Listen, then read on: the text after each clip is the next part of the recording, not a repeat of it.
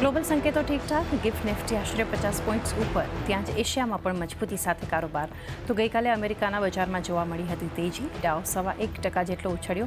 એફઆઈઝની ભારે વેચવાલી યથાવત. તો ગઈકાલે કેશમાં આશરે 6,000 કરોડનું કર્યું સેલિંગ. નેટ શોર્ટ કોન્ટ્રાક્ટ 3.5 લાખની નજીક પહોંચ્યા. ચીન પર ટ્રમ્પનું મોટું નિવેદન, કહ્યું 10% ટેરિફ લગાવવા પર વિચાર. 1 ફેબ્રુઆરીથી લાગુ થઈ શકે છે ટેરિફ.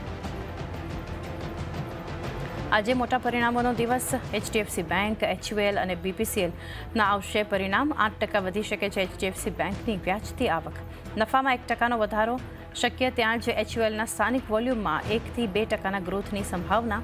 માર્જિન પર મામૂલી દબાણ શક્ય, સાથે જ પર્સિસ્ટન્ટ, કોફોર્જ સહિત વાયદાની 6 કંપનીઓના પરિણામ પર રહેશે ફોકસ.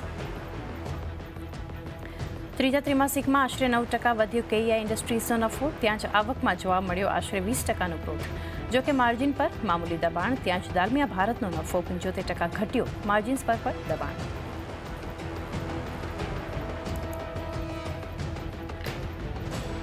તો ટાટા ટેકે જાહેર કર્યા નરમ પરિણામ, નફો અને માર્જિન્સ ઘટ્યા. ત્યાં જ પીએનબી હાઉસિંગનો નફો 43% વધ્યો અને એમાં પણ 15%નો ઉછાળો. અને જેએસડબલ્યુ ગ્રુપ મહારાષ્ટ્રમાં 3 લાખ કરોડનું કરશે રોકાણ. Steel, renewable energy, cement, battery manufacturing અને ઈવી માટે કર્યા કરાર.